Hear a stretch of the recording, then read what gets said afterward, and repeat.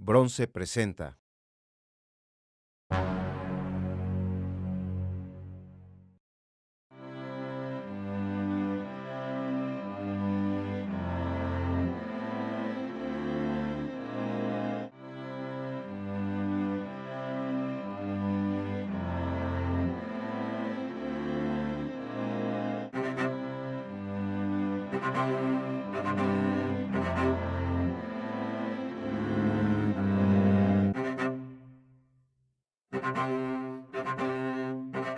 Bienvenidos, les presentamos Ilustres, un programa donde hablaremos sobre personajes de la historia que han dado nombre a las calles de la ciudad.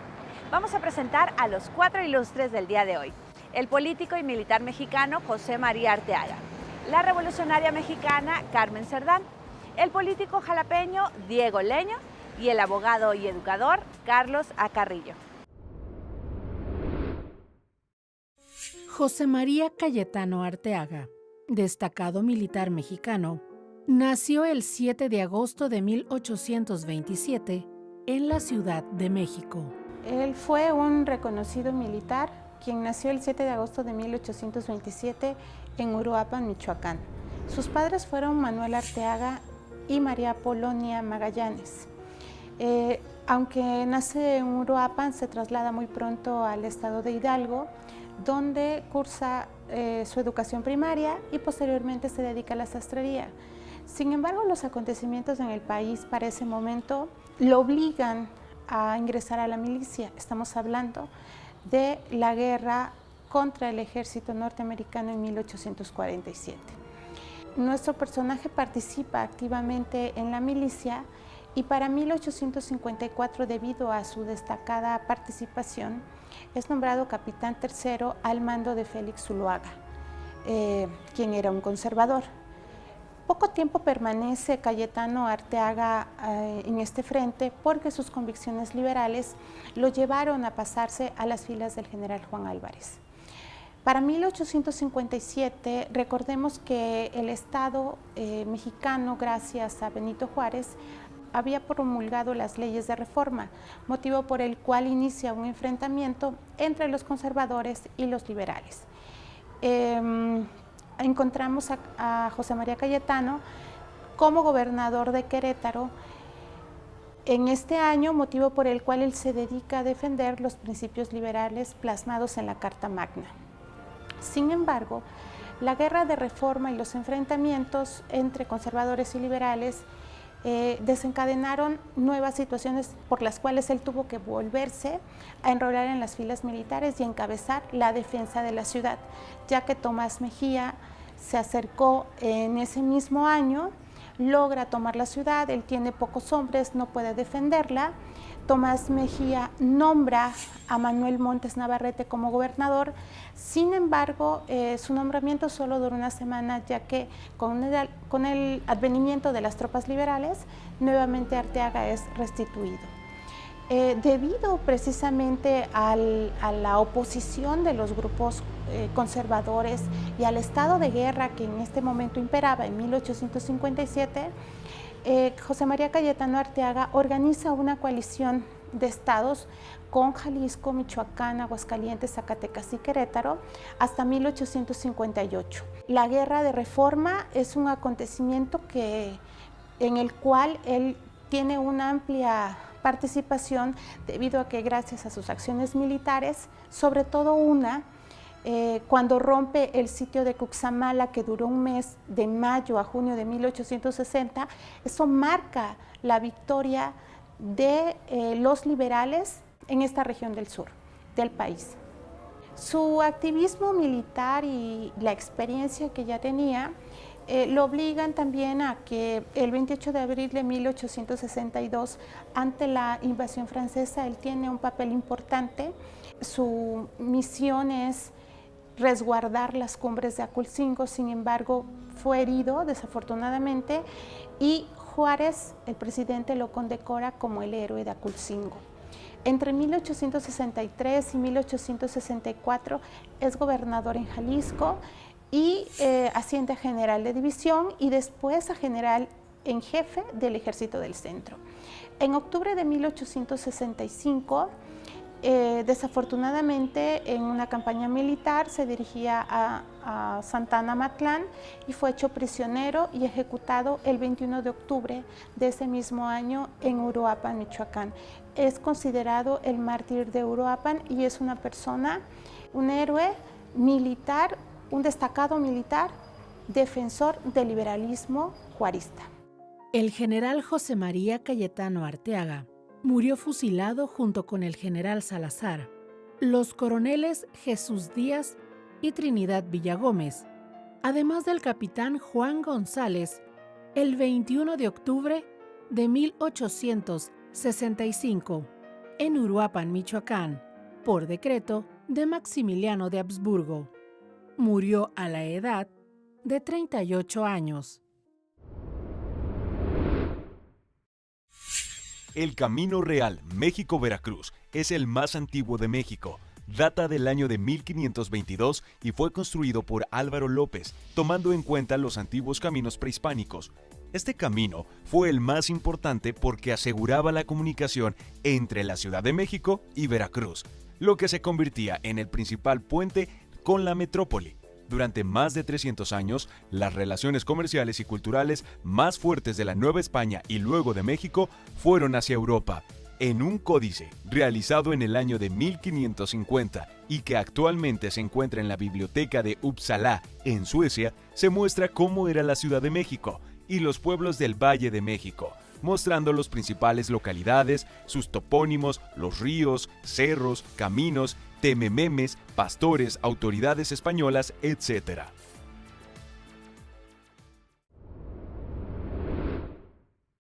María del Carmen Cerdán Alatriste, heroína de la Revolución Mexicana, nació el 11 de noviembre de 1875 en la ciudad de Puebla. La familia Cerdán Alatriste proviene de una tradición liberal que se remonta incluso con el abuelo de ellos, porque la familia Cerdán estaba compuesta por Carmen, por Natalia, Maximino y Aquiles. El abuelo había sido postulado también para gobernador del estado. Era una persona de pensamiento liberal y también tuvo una fuerte influencia en ellos. Una familia burguesa, una familia que estaba fuertemente impregnada por las tradiciones de resistencia y de oposición a lo que afectaba a la población en general. Con la dictadura porfirista en declive, los hermanos Cerdán abrazaron la causa antireeleccionista que lideraba Francisco I. Madero. Terminada la dictadura de Porfirio Díaz, ellos se adhieren al partido antireeleccionista de Francisco I. Madero. Francisco I. Madero, como todos sabemos, tuvo que irse a San Luis, en los Estados Unidos de Norteamérica, y elaborar el Plan de San Luis. Allí es donde convoca a la Revolución Mexicana a levantarse en armas contra la dictadura de Porfirio Díaz. Y es entonces cuando la familia Cerdán se regresa a Puebla y va a provocar este adelanto del movimiento armado. En su casa, allá en el centro de Puebla, van a pertrecharse, van a recibir ese armamento que venía de los Estados Unidos. Se dice que un arma se dispara y es entonces cuando la policía se percata de eso y va a la casa de ellos para investigar. En tal virtud, lo que reciben es una resistencia encabezada por la misma Carmen Cerdán. Hay un enfrentamiento armado, la policía rural, la policía citadina pide los refuerzos de los elementos federales, se entabla el tiroteo, la confrontación y Carmen Cerdán es herida gravemente. Sin embargo, aún así, el grupo de damas, de mujeres que la están apoyando, se encuentran en la sala principal de la casa y el hermano mayor, Maximino, se va al techo desde donde está disparando. Cuando es herida, es aprehendida, es llevada al hospital. El hermano Maximino cae muerto en ese enfrentamiento desde la azotea de la casa. Se llevan a los que sobreviven, porque estaba también la servidumbre, había amistades y amigos, y quedaba un solo hermano, Aquiles Cerdán. Aquiles Cerdán se esconde en el sótano de la casa, pero Conforme pasan las horas y como está vigilada la casa, él le viene un absceso de tos, es descubierto, es obligado a salir, pero cuando se intenta sacar a Aquiles Cerdán, él les dispara a los policías y es muerto instantáneamente por las balas de la fuerza policíaca. Los hermanos mueren, pero Carmen Cerdán sobrevive porque, aunque es herida muy gravemente, la logran rescatar su vida. Por fortuna, Victoriano Huerta termina su gobierno, vienen los gobiernos emanados de la Revolución y Carmen Cerdán recibe como una especie de un indulto y además es apoyada por los gobiernos revolucionarios. Ella va a morir muchos años después, va a sobrevivir a su familia, va a sobrevivir a todos estos hechos, muere en la Ciudad de México, muere en la calle de Tacubaya con una edad muy avanzada, muere en la soledad porque ella así lo dispuso.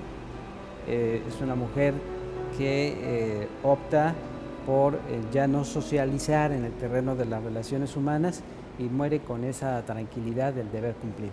Su cadáver fue trasladado a la cripta de la familia Cerdán, en el cementerio municipal de Agua Azul, y la casa familiar de los hermanos Cerdán se convirtió en el Museo de la Revolución de Puebla.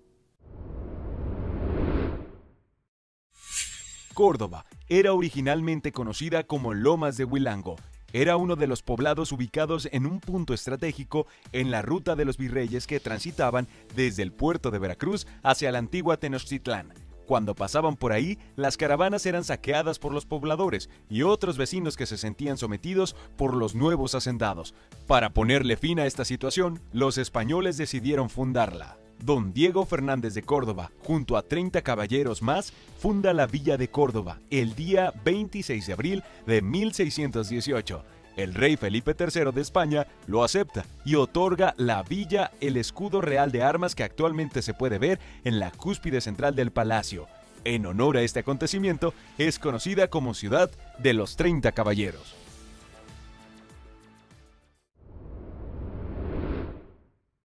Miguel Ángel de Quevedo, el apóstol del árbol, fue un ingeniero e investigador mexicano nacido en Guadalajara, Jalisco, en 1862, que dedicó gran parte de su vida al estudio y cuidado de la flora.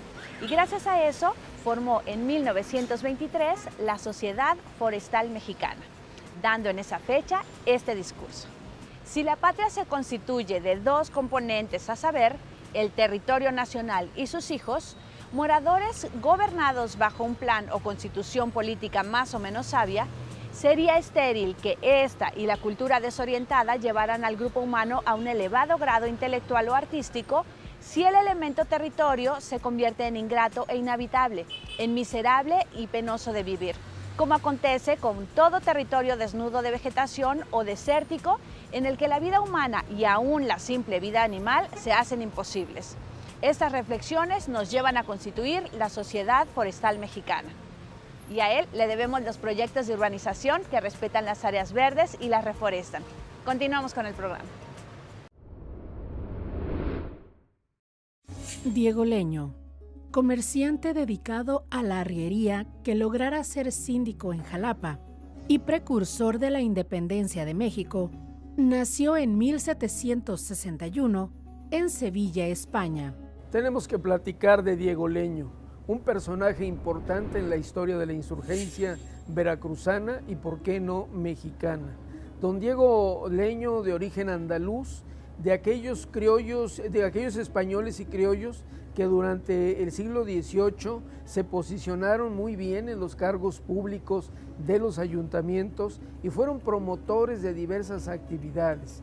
Él particularmente, como regidor del Ayuntamiento de Jalapa, va a proveer de varias estrategias de carácter educativo, puesto que su tarea como regidor tenía la gran responsabilidad de promover y vigilar el cumplimiento de la educación. Hay muchos documentos, como este que tengo en mi mano, donde don Diego Leño invita y promueve acciones para crear escuelas de primeras letras. Hay que recordar que en el caso particular de Jalapa, el interés y la preocupación por promover educación de primeras letras para los niños en una edad ideal, estratégica, era importante para el desarrollo y el crecimiento. De ahí que Diego Leño hace una gran tarea promoviendo escuelas de primeras letras durante una jornada muy larga en la que desempeña el cargo. No hay que olvidar que los regidores en ese momento tenían de manera perpetua, podríamos decir, el nombramiento de regidor que habían comprado en su momento y que venían desempeñando periodo tras periodo. Había una particularidad: por su sangre corría la sangre española, habían nacido en Europa y tenían derecho por la ley a desempeñar esos cargos. En el caso de don Diego Leño lo vamos a encontrar ubicado en varios momentos importantes. Para 1808 hay que conmemorar, los jalapeños le van a jurar lealtad al rey Fernando VII. En ese juramento a Diego Leño le corresponde hacer parte de la estrategia de los eventos conmemorativos para tan sentido homenaje, de tal suerte que se mandan a arreglar los balcones de la ciudad, la casa del alférez real, se mandan a hacer decoraciones con el señor Alfaro, que era un extraordinario iluminador, dibujante y artesano, que va a decorar muchos espacios públicos, desde las casas más humildes hasta las casas más suntuosas que tenía entonces la población de Jalapa, la villa de Jalapa. Ahí resulta que Diego Leño promueve, entre muchas acciones, el mandar acuñar unas medallas conmemorativas que el día de la proclamación van a ser arrojadas en la Plaza del Rey, lo que conocemos hoy como el Mercado Jáuregui, el sitio donde se van a arrojar al público, a todos los presentes, estas medallas que hacen recuerdo a tan importante hecho histórico que fue reconocer a Fernando VII como rey de España y de las Indias.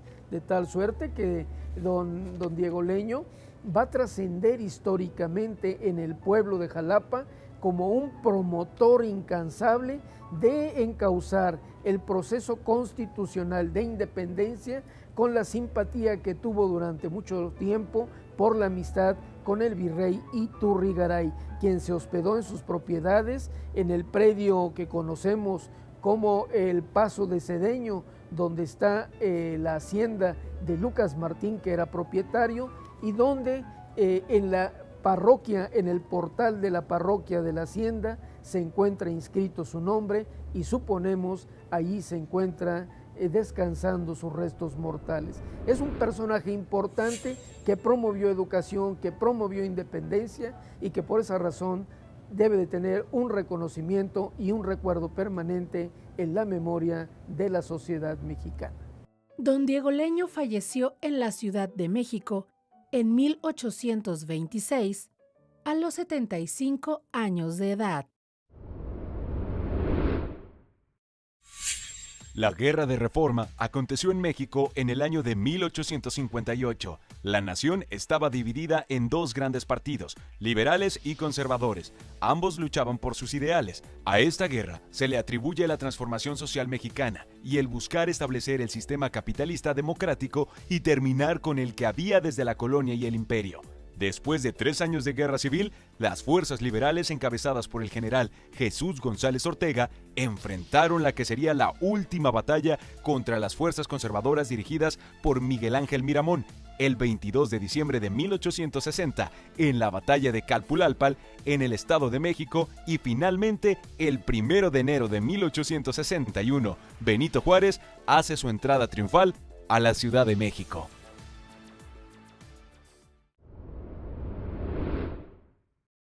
Carlos Arturo Carrillo Gastaldi, abogado y pedagogo mexicano, nació el 27 de julio de 1855 en Córdoba, Veracruz. Carlos Arturo Carrillo Gastaldi nació en 1855, el 27 de julio, en la ciudad de Córdoba, Veracruz. Era hijo del juez José Julián Carrillo y de la señora Carmen Gastaldi. Él nace en un contexto político difícil debido al pronunciamiento de Juan Álvarez con el Plan de Ayutla y una persecución debido a la división entre los liberales y los conservadores. Como la situación política no favorecía a su familia, su padre decide trasladarse a la ciudad de Jalapa.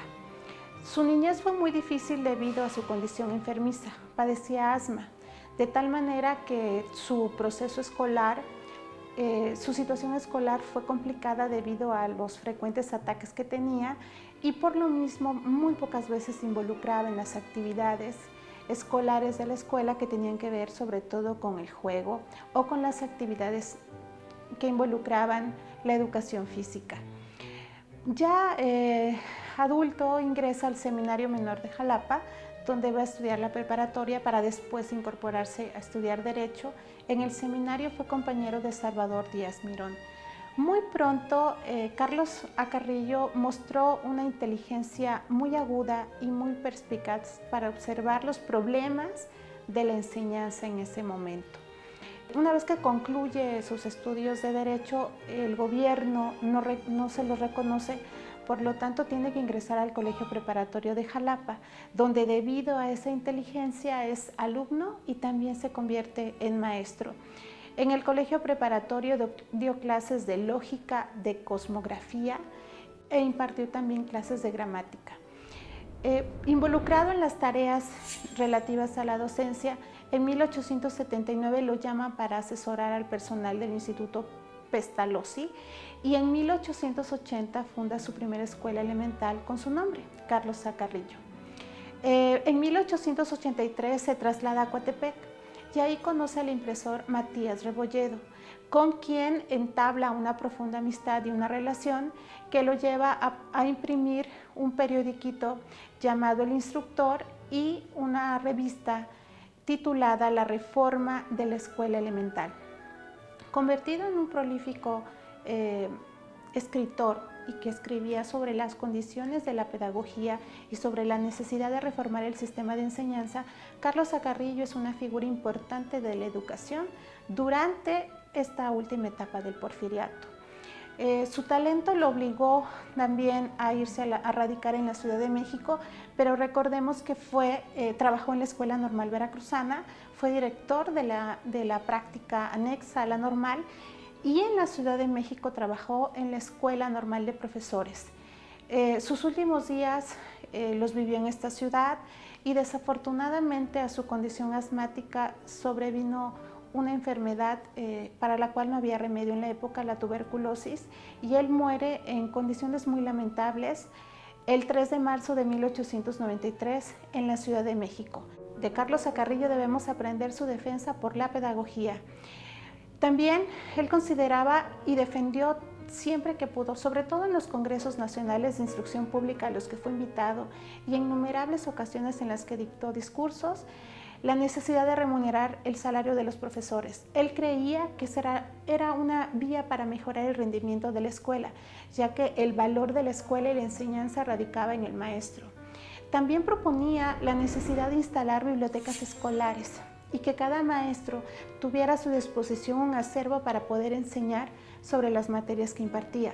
De la misma manera se preocupó porque la enseñanza no fuera memorística y que se le concediera al niño, que se le enseñara al niño no para expresar el valor de lo ajeno, sino para expresar su propio pensamiento y que a través de sus ideas se pudiera construir conocimiento. De tal manera que encontramos en Carlos A. Carrillo un referente elemental para conocer las transformaciones educativas que México vivió en la última etapa del siglo XIX. Dominó el idioma inglés, francés, italiano, alemán, portugués y ruso por su facilidad para el aprendizaje y realizó la traducción de obras muy importantes. A causa de su padecimiento asmático que lo fue debilitando, falleció el 3 de marzo de 1893 a la edad de 37 años en la Ciudad de México. El urbanismo como disciplina moderna surge a finales del siglo XIX en Europa para hacer frente a los problemas de la ciudad industrial. En México, los primeros intentos de planeación de ciudades datan desde la época porfiriana. Sin embargo, fue hasta 1976 en que se institucionalizó la planeación urbana con la Ley General de Asentamientos Humanos, a partir de la cual se intentó ordenar y controlar el crecimiento desmedido de las principales ciudades mexicanas y sus áreas metropolitanas. Y así llegamos al final de nuestro programa.